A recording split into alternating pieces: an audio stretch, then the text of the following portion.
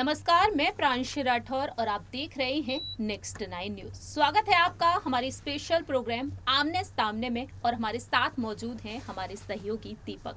दीपक, आपका बहुत बहुत स्वागत है। जैसा कि आप जानते ही हैं कि महाराष्ट्र में क्या कुछ देखने को मिल रहा है। जो सियासी संकट है वो लंबे वक्त से चला रहा है और इस सियासी उठापटक के बीच अब नया मोड़ देखने को मिल सकता है। एक तरफ दावे किए जा रहे हैं कि अब डिप्टी सीएम देवेंद्र फडणवीस और मुख्यमंत्री एकनाथ शिंदे के बीच दरार आ सकती है, क्योंकि बीजेपी से यहां पर अब एकनाथ शिंदे की बनती हुई नजर नहीं आ रही है। लेकिन दूसरी ही तरफ है उद्धव ठाकरे का गुट। जैसा कि आप जानते ही हैं कि 29 जून की रात उद्धव ठाकरे ने लाइव आकर ऐलान कर दिया कि वह मुख्यमंत्री पद से इस्तीफा दे रहे हैं और 30 जून के दिन मुख्यमंत्री के तौर पर शपथ ग्रहण की एकनाथ शिंदे ने। लेकिन इन सभी के बीच अगर बात की जाए गठबंधन के बारे में, महाविकास आघाड़ी सरकार जिसका पतन होता हुआ नजर आया है और अब एनसीपी की क्या कुछ रणनीतियां हो सकती हैं। सबसे पहले हम आपसे जानना चाहेंगे यहाँ पर शरद पवार के बारे में। शरद पवार आखिरकार क्या कुछ अहम फैसले ले रहे हैं इस वक्त, जो बीएमसी जो होने वाले हैं उसके लिए उनकी क्या कुछ रणनीति है, और साथ ही साथ यहाँ पर अजीत पवार के बारे में भी जानना चाहेंगे। देखिए, सबसे पहली बड़ी बातें हैं वो बीएमसी चुनाव को लेकर नहीं बल्कि राष्ट्रपति और उपराष्ट्रपति चुनाव को लेकर थी, क्योंकि विपक्ष के तौर पर शरद पवार, ममता बनर्जी, केजरीवाल ऐसे कुछ बड़े नेता हैं जो जाने जाते हैं। तो ऐसे में शरद पवार की भूमिका वहाँ ज़्यादा अहम हो जाती है। और बीएमसी चुनाव की रही बात तो सुप्रिया सुले, अजीत पवार हैं ही यहाँ पर जमीनी स्तर पर कामकाज के लिए। लेकिन अगर वहाँ से हटकर अब बात की जाए कि राष्ट्रपति चुनाव खत्म हो चुका है, उपराष्ट्रपति चुनाव के पद का भी ऐलान हो चुका है, दोनों कैंडिडेट का आमने सामने हैं और बाकी सांसदों पर जो विधायक उन पर छोड़ दिया जाएगा जो भी पदभार है। लेकिन दूसरी तरफ शरद पवार की बात करें तो वो एकनाथ शिंदे गुट पर समय रहते निशाना साधते नजर आए।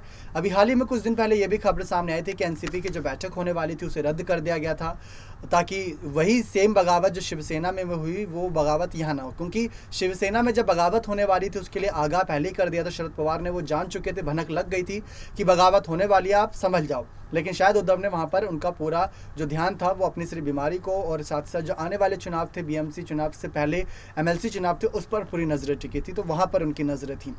लेकिन रही बात शिंदे गुट की, तो शिंदे गुट को लेकर तमाम निशाने साधते हैं और जनता को बातें बहुत ज़्यादा तर्कपूर्ण भी लगती है, क्योंकि वो अगर कहते हैं कि सरकार गिर जाएगी तो उसके पीछे की वजह तलाशी जाती है कि किस वजह से गिरेगी, शिंदे सरकार के अगले फैसले क्या होंगे, इस बात को लेकर एकनाथ शिंदे बातें रखते हैं। तो वहाँ पर उनकी भूमिका बहुत ज़्यादा बढ़ जाती है। रही बात आने वाले चुनावों की, तो महाविकास आघाड़ी ने अभी तक ऐसा कोई संकेत नहीं दिया कि वो उद्धव का साथ छोड़कर अपने खुद के दम पर पार्टी को आगे लेके जाएंगे। बात यहाँ पर दीपक अगर ये की जाए कि जिस तरीके से हमने शिवसेना को टूटते हुए देखा है, अब इस शिवसेना के बाद क्या आपको लगता है कि एनसीपी की बारी है? क्योंकि राष्ट्रपति चुनाव में ये बात कही गई कि एकनाथ शिंदे के पास जो वोट है वो काफी कम है। विधायकों का यहाँ पर देखा जाए तो 15 विधायक की उनको नीड थी और वह एनसीपी की तरफ रुख कर सकते थे। हालांकि इसको लेकर ऐसा कुछ भी सामने नहीं आया है और एनसीपी के विधायकों ने पूरा साथ दिया है। यहाँ पर क्रॉस वोटिंग के माध्यम से द्रौपदी मुर्मू को उन्होंने समर्थन दिया, मतदान किए और यहाँ पर एनसीपी के कुछ विधायकों ने मतदान किया था। तो ऐसे में अब शरद पवार को अपनी पार्टी बचाने की बेहद जरूरत है, जैसा कि आप जानते हैं। तो क्या यहाँ पर शरद पवार अजीत पवार को अब एक बार फिर से बीजेपी की तरफ जाने से रोक सकते हैं? क्योंकि हाल ही में हमने देखा कि अजीत पवार तो एक तरफ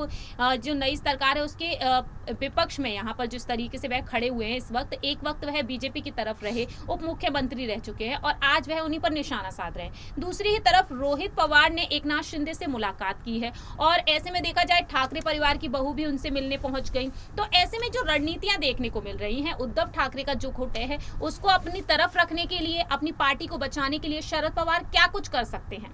देखिए, शरद पवार की रणनीति साफ समझ आती है कि जो होने वाला होता है उसकी भनक उनको लग जाती है। आपको कुछ फैक्ट की बातें बता देते हैं कि महाराष्ट्र के सबसे कम उम्र के मुख्यमंत्री रह चुके हैं शरद पवार। बगावत उन्होंने भी करी थी अपनी पार्टी के खिलाफ, तो वो जानते हैं कि हर राजनेता किस माइंडसेट के साथ बगावत करा, क्या उनका अगला फैसला हो सकता है।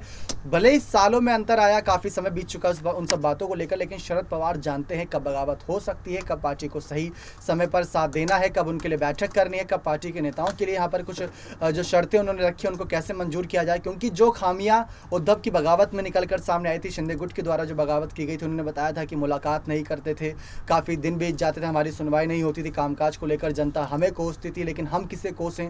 तो वही सब जो एक गलतियाँ से सीखते नजर आए हैं शरद पवार। इसी वजह से बैठकों का दौर एनसीपी में जारी है। अजीत पवार जमीनी स्तर पर एक्टिव हैं, शरद पवार अपने नेताओं से बातचीत से जुड़े रहते हैं। सुप्रिया सुले भी यहाँ पर आला अधिकारी होने के नाते अपने कर्तव्य निभाती हैं।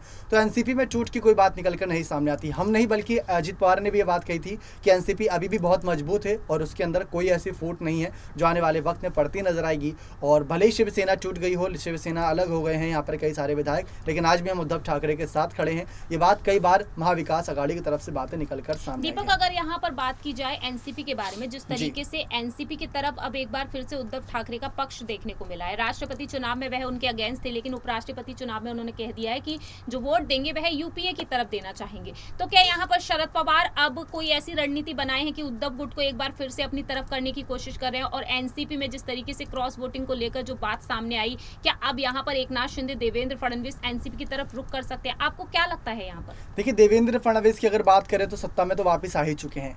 रही बात कैबिनेट विस्तार के बाद के कुछ फैसलों की, तो राज ठाकरे की तरफ भी उन्होंने अभी हाल ही में रुख किया था। भले ही स्वास्थ्य को लेकर हालचाल पूछने गए हों, लेकिन राज ठाकरे ने मुलाकात का पूरा खुलासा कर दिया था सभी के सामने। तो ये बात किसी से नहीं छुपी है। राजनीति का खेल है, जहां लगेगा फायदा है वहां पर पार्टी पहुंचती नजर आएगी, जहां लगेगा थोड़ा नुकसान या सेंधमारी कर सकते हैं वहां पर ही पार्टी पहुंचती नजर आएगी। जैसे शिंदे गुट ने बीजेपी से ही क्यों समर्थन मांगा, ये सोचने वाली बात है। अगर उनको सिर्फ बाला साहब ठाकरे के विचारों को जिंदा रखना था और हिंदुत्ववाद को बढ़ावा ज्यादा देना था, तो राज ठाकरे भी उनके सामने विकल्प थे। लेकिन अगर पद की यहाँ पर लालच थी या फिर पद को लेकर कुछ उनकी इंटेंशन थी, आने वाले वक्त में जनता के लिए कुछ काम बड़े पदों पर बैठ कर करना चाहते, तो बीजेपी उनके पास अच्छा ऑप्शन था। तो वहीं सपा पार्टी के नाम भी सामने आते हैं। तो कई सारी पार्टियां हैं जो उनको पूरी तरीके से साथ दे सकती थी, लेकिन हर कोई अपने राजनीतिक फायदे जरूर देखता है। और शिंदे गुट की बात करें तो हर एक विधायक को शिवसेना में भी बड़े बड़े पद मिले हुए थे। ऐसी बात नहीं है कि सब बिल्कुल ही नाखुश थे। काफी लंबे सालों से ये सारे विधायक उनके साथ थे। एकनाथ शिंदे, बाला ठाकरे के समय से अगर साथ थे तो बड़े पद मिले ही होंगे। समय के साथ पद बदलेगा तभी तो ये पार्टी के साथ जुड़े रहे।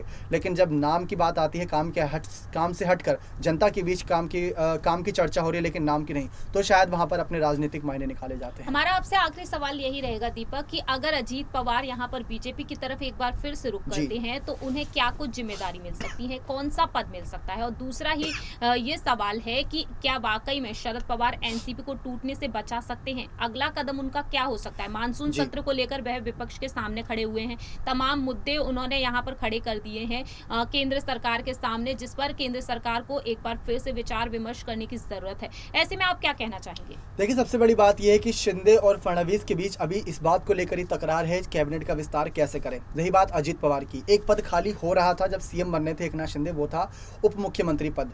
फडणवीस उप मुख्यमंत्री पद पर बैठना नहीं चाहते थे, लेकिन मोदी शाह के कहने पर उप मुख्यमंत्री पद उन्होंने स्वीकार किया।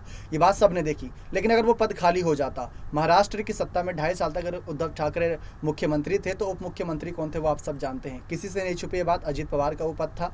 तो अजित पवार उप मुख्यमंत्री पद के लिए प्रबल दावेदार हो सकते थे, क्योंकि उससे पहले भी कई बार उप मुख्यमंत्री पद पर वो बैठ चुके हैं। वहां पर उनको कार्यभार का सभी एक बिल्कुल कह सकते लेखा जोखा है, जिससे उनको दिक्कत भी नहीं होती है। शायद वो पद और आने वाले वक्त में कई और चुनौतियां उनको दे सकते थे, शर्तें रख सकते थे एक तरीके से देखा जाए। लेकिन अजित पवार बीजेपी के खिलाफ अब नजर आ रहे हैं, क्योंकि शरद पवार की जो रणनीतियां हैं वो पूरी तरीके से आने वाले वक्त में विपक्ष को लेकर हो रही है। क्योंकि लोकसभा चुनाव से पहले अगर बीजेपी का रुख कर लिया तो ये बात वही होगी कि हथियार डाल दिए लोकसभा चुनाव से पहले, और लोकसभा चुनाव में सीधी जीत पक्ष पार्टी एनडीए यानी बीजेपी की होती नजर आएगी।